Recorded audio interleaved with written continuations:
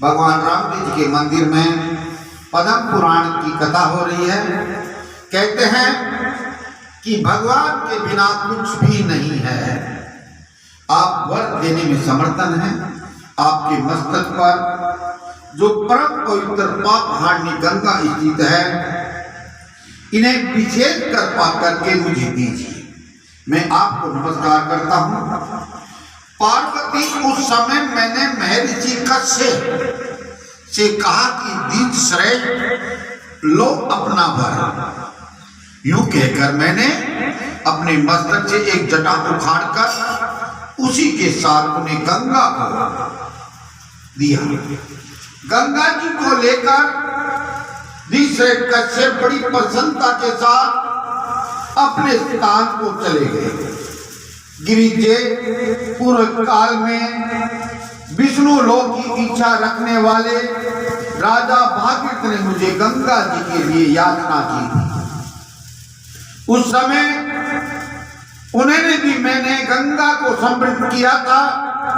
तत्पश्चात उन ऋषियों के कहने पर कश्यप जी को गंगा प्रदान की थी। एक कश्यप गंगा संसद रोग दोषों का अपहरण करने वाली है। सुंदरी भिन्न भिन्न युगों में ये गंगा संसार में जिन जिन नामों से विख्यात होती है, उनका यथार्थ वर्णन मैं करता हूँ। सुनो, सतयुग में कर्कवती, त्रेता में गिरिकर्णिका, द्वापर में चंदना और कलयुग में इनका नाम सांबरमती होता है। जो मनुष्य प्रतिदिन यहाँ विशेष रूप से स्नान करने के लिए आते हैं, वे सब पापों से मुक्त हो जाते हैं। भगवान विष्णु के सनातन धाम को जाते हैं। पलक्षा वर्णन, तीर्थ में सरस्वती नदी, केदार क्षेत्र में, कुरुक्षेत्र में स्नान करने से जो फल होता है, वे फल सांबरमती नदी के नित्य स्नान करने से प्रतिदिन प्राप्त होता है।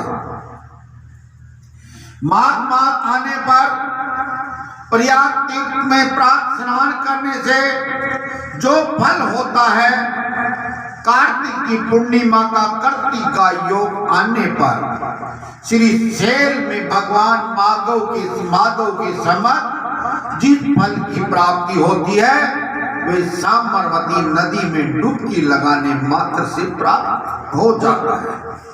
देवी, ये नदी सबसे श्रेष्ठ है, संपूर्ण जगत में पावन है। इतना ही नहीं, ये पवित्र पाप नाशनी होने के कारण परम धन्य है। दिव्यश्री पितर तीर्थ, सब तीर्थों सहित प्रयाग माधव सहित भगवान बटेश्वर, दशोमेध तीर्थ और गंगा द्वारा, ये सब मेरी आज्ञा से सांबरमती नदी में निवास करते हैं। नदा, ललिता, शपथधारक, मित्रपद भगवान शंकर का निवास भूत केदार तीर्थ है।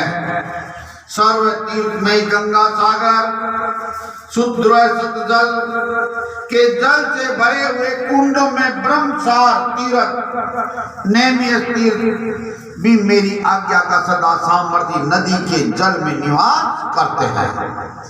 श्वेता, बलकालिनी, हिरण्यमयी, हस्तिया, सागर, गामिनी नदी, वर्धवादिनी सब पितरों को अत्यंत प्रिय श्रद्धा श्राद्ध का कोटि गुना फल देने वाली है।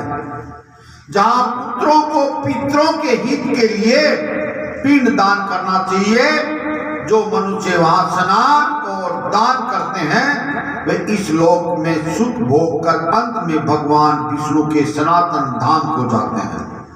नीलकंठ तीर्थ, नंदवे तीर्थ, रुद्र तीर्थ, पुण्य में रुद्र महाले तीर्थ, परम पुण्य में मंदाकिनी का महानदी अवच्छोदा, ये सब तीर्थ और नदियों में अव्यक्ता रूप से सांबरमती नदी में बहती रहती है। दुरम तीरथ मित्र पद वेजनाथ द्रेश्वय शिक्षा प्रानदी महाकाल तीर्थ कंजल पर्वत गंगा दो भूत तीर्थ दो द्वार तीर्थ नदवा नदी नर्मदा नदी ता ओंकार तीर्थ ये गंगा पिंड दान करने के समान फल देने वाले हैं। ऐसा मनुष्य पुरुषों को कथन है। उस वक्त तीर्थ ब्रह्म तीर्थ कहलाते हैं और ब्रह्मा के और देवताओं के सभी तीर्थों में सामर्थ्य नदी के उत्तर तट को गुप्त रूप में प्रदान करते हैं। बोलो अजमलकर अवतार की जय, सतगुरु भगवान की। बंद करना। कहते हैं पैदल यात्रा भगवान ने ही चलाई थी और भंडारा जो होता है ये भी भगवान के द्वारा ही चलाया गया है। ये पद्म पुराण बताते हैं। एक समय की बात है, पांडवों ने सोम यज्ञ संपन्न करने का आह्वान किया। श्री भगवान कृष्ण जी को कहा कि हम सोम यज्ञ संपन्न करना चाहते हैं।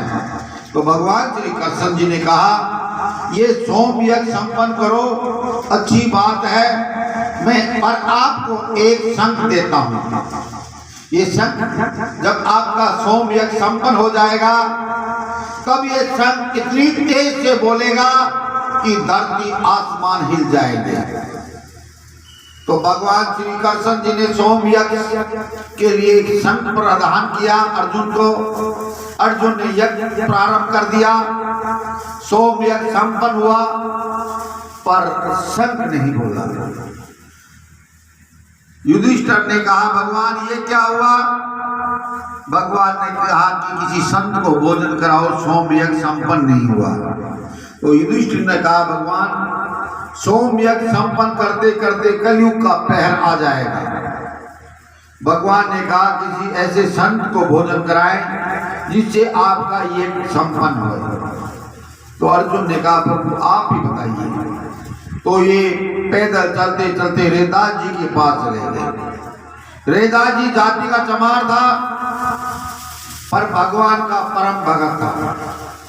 जैसे पांचों पांडु भगवान द्वारकाधीश गए तो रेदास जी जोर जोर से रोने लगे। तो अर्जुन ने कहा प्रभु आपको देखते ही रो रहे क्यों हैं? तो भगवान ने कहा कि आप ही पूछ लो। अर्जुन ने कहा मैं नहीं पूछ सकता। संत का क्या दिमाग होता है कि टाइम क्या श्राप देते, पर वो आप ही पूछो। रेदास जी ने कहा, भगवान कृष्ण जी ने पूछा रेदास जी ये आप क्यों रो रहे हो? रेदास जी ने कहा कि मेरी गुप्त भक्ति थी आज भगवान द्वारकाधीश आने से उजागर कर दी। लोगों को एहसास नहीं था कि रेदास जूती गाड़ता है, फिर मेरे चुपचाप राम नाम की माला फेरता रहता था। जब मैं रोना आया था। अब मैं भगवान आपसे पूछता हूं आप कैसे आए? तो रेदास जी भगवान कृष्ण जी ने बोले कि हे रेदास जी भगवान हमारे पांडवों के सोम यज्ञ संपन्न नहीं हुआ। आप जैसे संत जाकर वहां भोजन करें तो अवश्य सोम यज्ञ संपन्न हो जाएगा। भगवान रेदास जी ने कहा कि भगवान द्वारकाधीश पांडव सोम यज्ञ संपन्न करेंगे जब इनके घर पर भोजन करूंगा, अन्यथा नहीं। मतलब सोम यज्ञ का मतलब होता है कलयुग का पहर प्रारंभ चालू होना। तो मुंह लटका के आगे पांचों पांडव भगवान द्वारकाधीश। द्रौपदी ने कहा कि महाबली पांच पांडव और भगवान द्वारकाधीश मुंह लटका के आ रहे हैं। तो भगवान ने कहा कि क्या करें? रेदास जी के पास गए थे, उन्होंने मना कर दिया। तो द्रौपदी ने कहा एक छोटी सी बात क्यों मना किया कि सोम यज्ञ संपन्न करो जब आपके भोजन ग्रहण करूंगा। तो द्रौपदी ने कहा कि मैं रेदास जी को मना के लाऊंगी, मुझे 3-4 दासियां दो, 2-3 सैनिक दो, जंगल होती हुई निकलूंगी। तो द्रौपदी भगवा कपड़े वस्त्र पहनकर नंगे पैर रवानगी हो गई। धर्म मंजरी चलते चलते रेदास जी के पास जाके पहुंची। रेदास जी को कहा कि रेदास जी को दंडवत प्रणाम किया। रेता जी ने आशीर्वाद दिया। द्रौपदी ने कहा कि हमारा सोमयज्ञ संपन्न करो। रेता जी ने कहा द्रौपदी तेरे पति को मैंने कह दिया था कि सोमयज्ञ संपन्न करने के बाद ही आपका घर का भोजन ग्रहण करूंगा।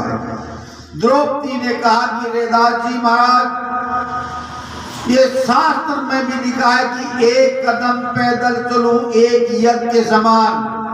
मैंने हजारों कदम पैदल चल के आई हूं और हजारों यज्ञ प्राप्त कर ली है मैंने। ये शास्त्र उठा के देख लो, आज भी ये इतिहास में लिखा हुआ है जो इंसान पैदल चल के आता है सबसे बड़ा महान धर्म होता है। ये द्रौपदी का चलाया हुआ है पैदल यात्रा। तो रेता जी मान गए, द्रौपदी के साथ रवानगी हो गए। जैसे ही महलों में पहुंचे, कोई संत शुक्लापना में खाता है, कोई संत कैसे खाता है, कोई कैसे खाता है, अलग अलग रूप होते हैं संतों के। जब रेता जी को भोजन परोसा गया, रेता जी ने सारी रोटियों को चूर के एक जीव कर लिया। एक घास लिया, संग धीरे सी बोला, दूसरा घास लिया, धीरे सी बोला। द्रौपदी महलों में आते ही पटरानी का अहंकार आ गया। द्रौपदी ने कहा रहा चमार का चमार। 5 घास लेने से संग धीरे सी बोले। भगवान द्वारकाधीश को गुस्सा आया, पत्थर उठा के संत को मारने लगे। संत देवता प्रकट हो गए। भगवान मेरी कोई गलती नहीं है, ये बात द्रौपदी से पूछो। संत को मान सम्मान से लाए गया, फिर उसका अपमान किया द्रौपदी ने। महलों में आते पटरानी बन गई। कहा कि रहा चमार का चमार। तो मेरे को खुशी नहीं सर भगवान, मैं इसलिए नहीं बोला। कहते हैं कि आए हुए को किसी मान सम्मान से चाहे पानी पिला दें, पर उसका आदर भाव ना करें तो वो पानी भी उसके लिए जहर बन जाता है।